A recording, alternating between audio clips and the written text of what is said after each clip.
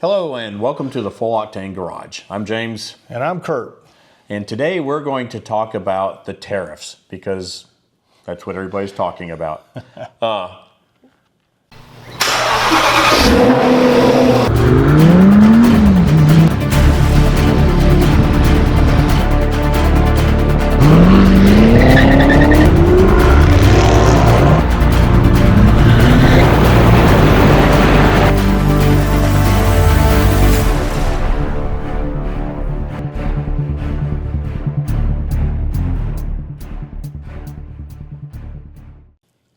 We have been watching the news and I feel like we're somewhat informed, but I don't think anyone is entirely informed. And so we thought we'd just open this up, give what our opinions are, and then open it up for discussion, and then you just beat us to death in the comment section. We'll give bad information like everybody else. That's right. You just have to pick through what's the worst bad and the least bad. Let me just cross the bridge with one thing. I had a dermatologist fight a couple weeks ago, and this is the end product, and it's supposed to be getting better, but feel free to make fun of me in the comment section. The person that makes the best comment, I'll screenshot it and put it in our story on our Instagram and our Facebook. I love self-abuse. Well, I mean, verbal from other people. All right, let's just talk about cars. Yep. So this is, what's today? Today's Thursday. President Trump announced the tariffs yesterday at 4 o'clock. Liberation Day. Liberation Day. Well, the wind's starting. Yeah, the wind's kicking butt. Yeah, we are literally on the very edge. Nashville is getting flooded right now. Yeah, I mean, like amazing. severely flooded. And there's this weird storm front where we're on the very edge of it. And so we actually have pretty nice weather. But we're just like within 5 miles of getting hammered. Back to the tariffs. So the Trump tariffs are in effect as of right now. And generally speaking, our understanding is, as far as new cars coming from other countries to the United States, it's 25%. 25%, yeah. Right. We've seen some rumors about 10% and some other stuff. Not sure that that's correct. We saw, to quote CNN, they said 25%. Yep. And we were wondering what the effect that's going to be on the U.S. market for us if we want to buy or sell a car, a new car or a used car. And also car parts. I mean, what happens to car parts that are produced overseas? And that kind of melds into, if a car is produced in the U.S., a very small percentage of the car components are built in the U.S., which means that they get tariffs coming across the board. So, for lack of, I guess, try to keep this less political, but you have the tariffs that are supposed to improve and lower the cost for American cars to us, but we're really going to see a higher cost on American cars and foreign cars. Right. That's one of the peculiarities of this, because there's a lot of gray area in here. Unless you buy a Tesla, 70% made in the U.S. What Tesla and Rivian, I think, are two solid examples of American-made cars.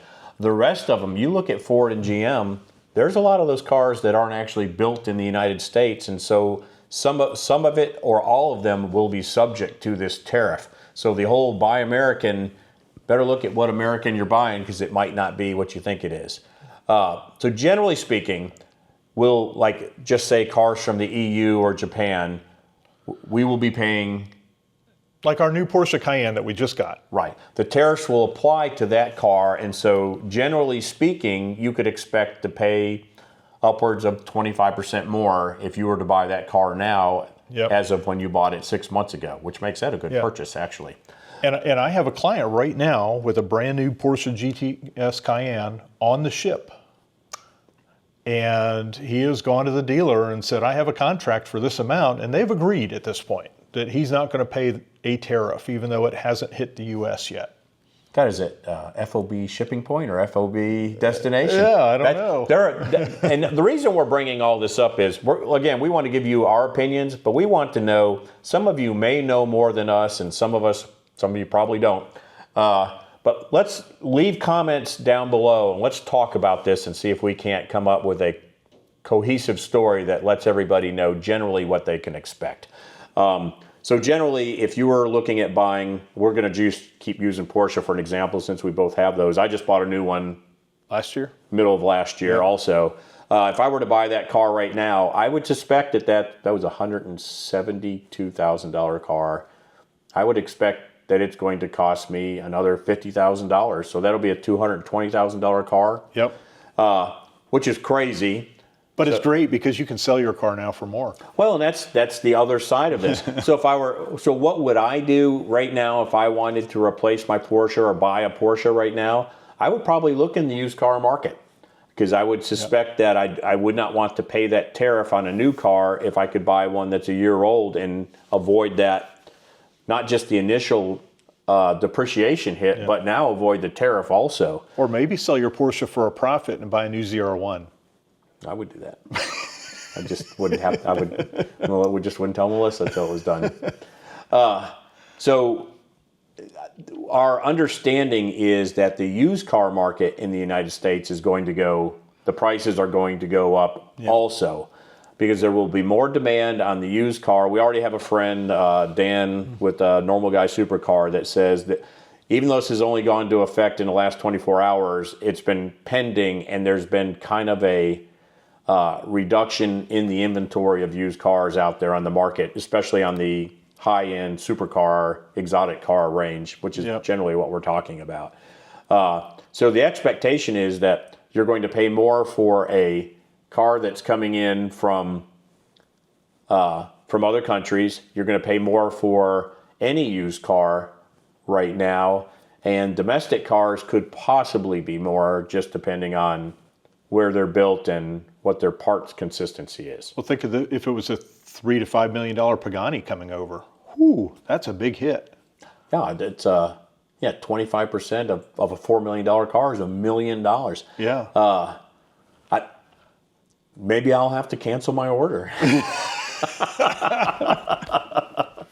And we said we wouldn't get political, Ed, but the truth of it is there has been a lot of U.S. manufacturing that has gone overseas, and the idea is that we're going to bring that back to America, and that sounds like a great idea. My take is maybe do it at a slower pace. It's not going to happen fast enough for the tariffs to help the average person for 3 years, probably. Right, because you got to build plants. Now, I think he said there were $5 trillion in new industry that's coming to the United States that's been promised in the last 2 to 3 months. Well, that doesn't immediately turn into. There's not enough real estate for them to live in right now. Right, that's years down the road before that will actually become a reality. So we have to live in today. So today's market, what we're looking at right now is, yes, I think we're going to have to pay more for used cars. Used cars are going to dry up to a certain extent. They'll be a little bit harder to find. There will probably be a surplus, actually, of European cars coming in that will be higher priced. But you might wonder because they're not going to not send them, I don't think. Yeah. So does that mean we're going to have a surplus of higher end used cars, and maybe it's easier to get a GT3 RS, and so the price may come down? No more premiums. Right, less premiums, but tariffs. Yep. That's an interesting take also. Well, and the other thing about the jobs, I mean, if you think about it, if I was a business going to build a new manufacturing facility in the U.S., I would do something very similar to Tesla and invest in robotics. So it's a different skill set of people you'll be employing. You're not going to necessarily be employing the average line worker putting lug nuts on a wheel or something like that. Right. I think that's when you're looking at cutting cost, and technology will allow you to do that. Big corporations will, if they're pushed by prices of wages, the McDonald's kiosk, and the difficulties, and of course they're going to go that way. You look at the on the other side. I don't know if we're digressing or not, but we're going to say it anyways. But it will affect it. Like the port workers, especially on the West Coast, that have striked, and their major concern is they don't want the new technology. Oh, that was East Coast. Okay. Yeah. But like our ports are ranked 40th in the world for efficiency because we're still working on 1975 technology because the unions won't allow the new technology in because it takes away They're fork truck drivers Jobs. and jobs. And, right, which it probably will. But the argument is always that it creates other job opportunities in technology or whatnot. What did he say? Learn to code. yeah. But anyways, now we are dipping into the political thing. Oh, yeah. I like to consider myself in the middle on all of this, and you guys just again, this is an open discussion. That's kind of our take on this, is where we think the market for the cars is going to go, at least in the next 3 to 6 months or so. Although I think a lot of this is really going to settle in. Once they establish a number, it's going to be hard to talk someone down to reducing. The only thing that will do that is actual supply and demand. Let's shift to Dan Normal Guy's video about parts and bringing parts into the U.S. and who is really paying the tariff at time of entry into the U.S. or before the entry to the U.S. Our impression is that the person shipping, the manufacturer shipping it to the U.S. is paying a tariff to be able to get it across the border.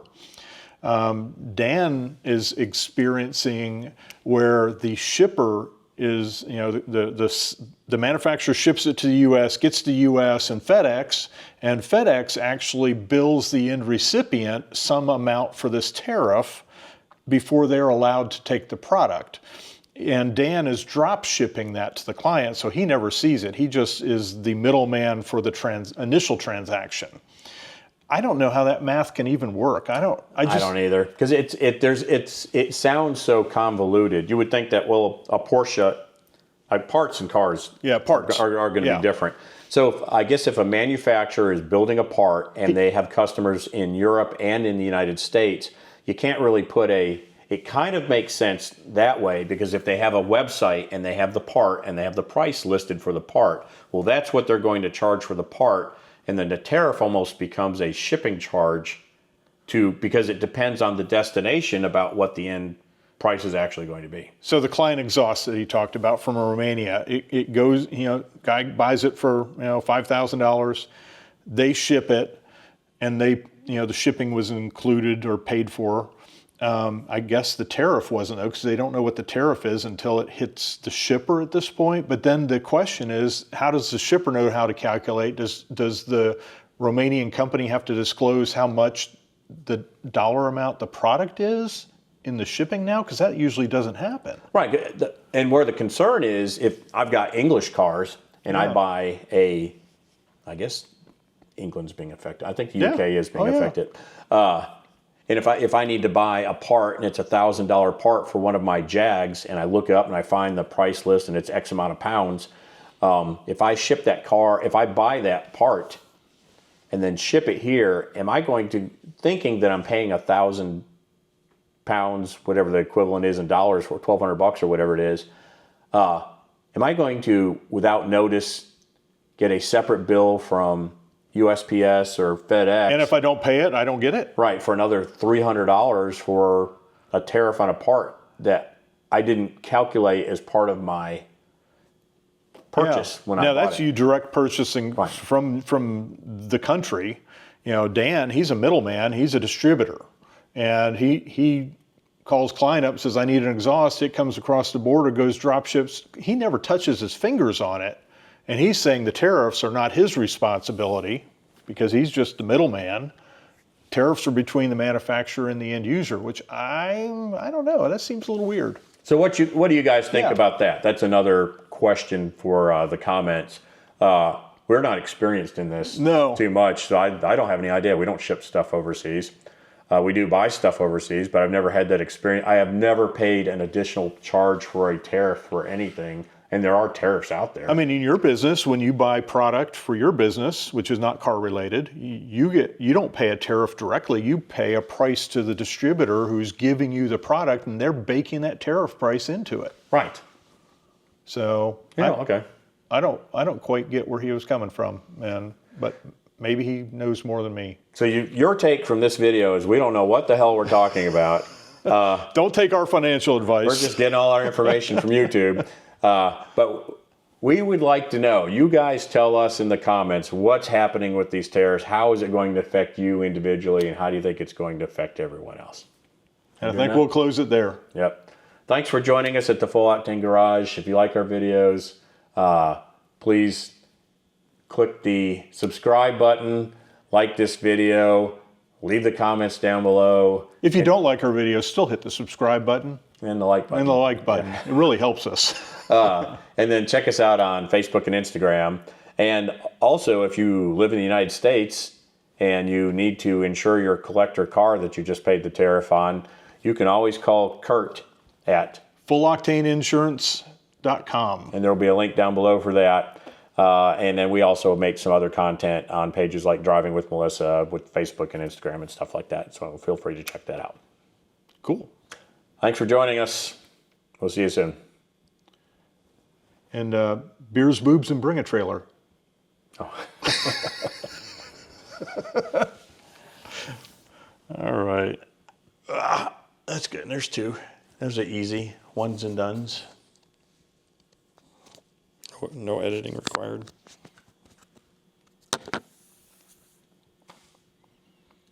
I got my electrician up there. What's he doing? Running that electrical for the cabinet. Oh, wait, I almost forgot. Our legal team made me promise to display this disclaimer before we ended the video. Please take a moment to read it before you make any buying decisions.